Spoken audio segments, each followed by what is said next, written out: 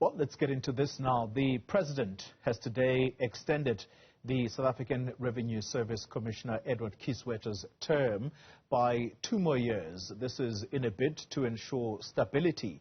This as the Finance Minister Enoch Godongwana last week outlined the country's long-term tax policy strategy during his budget, which emphasizes the need to grow collection and enhance compliance. Let's discuss this now, and we're joined by Botha.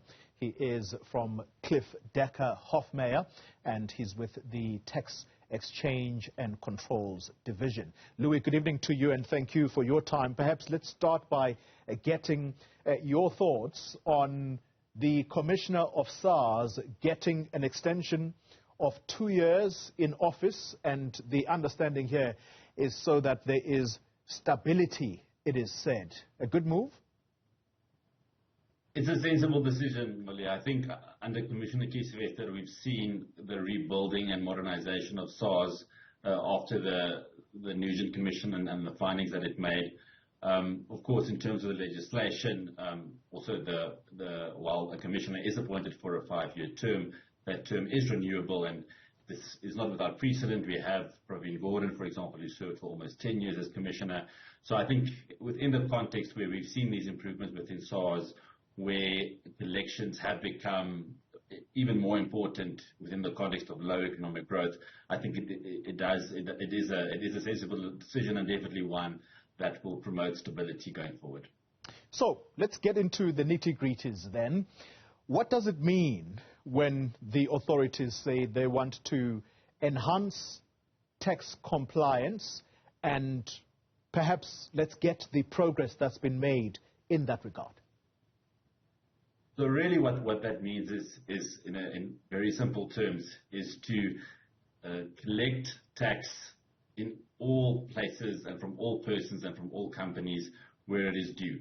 So in practice, this has taken the form of SARS taking measures to try and expand the tax register, expanding the tax base, so basically trying to identify individuals, companies, business, including those in sectors where, for example, there might be a higher prevalence of tax evasion, and trying to bring them within the tax net. One of the things that Commissioner Kieswetter has also commented on, for example, is how SARS has utilized the funds that were given to SARS in the last budget, where they've introduced a number of modernization measures, for example, involving the use of AI. One of the very interesting measures that they've used relates to debt collection, where essentially SARS is sitting with a massive debt book, and they've used technology to identify cases that they believe. Commissioner Kieswetter, for example, refers to cases where you have a company that is registered and operating, which has a debt, compared to companies which are dormant, and the AI system, the technology that they have in place, would then identify instances such as trading companies where the debt collection is easier than companies where, for example, it is dormant, and SARS would have to take more complex steps and it would take more time to collect the debt. So those are some of the measures that they have taken in this regard. Well, debt collection aside, I remember a time when SARS was the one that owed people refunds, and it became such a huge issue, and it leads me to my next question about the administrative efficiencies. Have they improved? And I'm going to factor in this element, state capture. So on the face of it, I think it has definitely improved. I think one of the key things that the Commissioner Kieswetter and his ExCo have done is they've tried to reintroduce some of the things that worked. One of the things, for example, that was very efficient a number of years ago was the so-called large business center, which is essentially a one-stop shop for taxpayers which earn a very high level of income.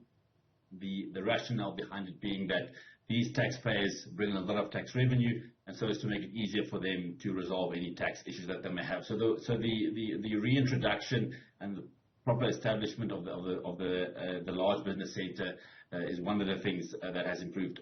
I think slowly but surely SARS has also taken steps to improve to recruit again people that have the requisite skills in order to do complex audits, in order to investigate complex matters. Of course, in the tax context, what one essentially wants is that one wants SARS to operate fairly in the framework that they're allowed to operate, but then to, of course, collect taxes where they are due, and so as not that there aren't abuses of power against the taxpaying community. So I think they've done a lot to improve skills. I think there's a lot more that can be done.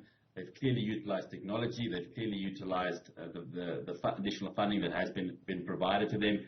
And there have been reported instances where, for example, internal syndicates have been identified, where criminal charges have been pressed against them and where steps have been taken. So post the state capture era, there's been a lot of progress, certainly. Yeah. Let's talk then about what should the focus of the revenue service be for the coming tax year. What should that main focus be in your considered view? So I think SARS has laid a lot of good groundwork that I think essentially all that needs to happen is for that to be built on. I've mentioned the issue of skills, and maybe just to go back, you mentioned the issue of VAT refunds, for example. I think it's interesting to note that the Commissioner mentioned that the growth in VAT refunds in the tax year thus far has been higher than the growth in VAT collections. Now, that necessarily is not a bad thing, because if we have VAT refunds that are paid to companies as they are required, that puts cash back into the pockets of companies that require it. They can pay salaries. This again generates economic activity, generates income. So really, I think it's a matter of building on what has already been established, taking what they've already done, building on that, improving skills. They've established, for example, the high net worth individuals unit a few years ago, attracting skills to that, capacitating it with the right people. But I think a focus on skills, I think, is really the main thing. The VAT refunds, and the release of VAT refunds is encouraging, targeting the illicit economy, all these things. So it's really building on the positive groundwork that has already been laid. Well, let's perhaps conclude on this note, talking about rebuilding. Over the years, has SARS been able to rebuild itself, or should we say modernize, in order for it to deal with the challenges that confront modern-day tax collection? There's definitely been an element of modernization. I refer to the use of technology that they've employed in order to essentially whittle down and better identify risk areas, taxpayers in sectors and so on, that where there is a higher risk of tax avoidance or tax evasion. I think another thing that we have seen is as essentially the world becomes smaller and there are all these movements towards countries trying to work together to prevent tax avoidance. You've got moves such as the common reporting standard, in terms of which tax jurisdictions exchange information. We've seen cases where SARS now is using that information also in order to conduct audits, in order to ensure that taxpayers pay the correct amount of tax. So I think from a modernization perspective, I think we can. Commissioner Kieswetter deserves a lot of credit in that he's really taken a number of steps, and I refer to the AI, for example, technology in order to rebuild it and modernize. So I think in that sense, there's always more to be done, but there definitely has been some rebuilding and modernization that we can see. Botha, let me thank you very much for your time and inputs this evening. He is with Cliffe, Dekker, Hofmeyr. The division specifically is tax exchange and controls.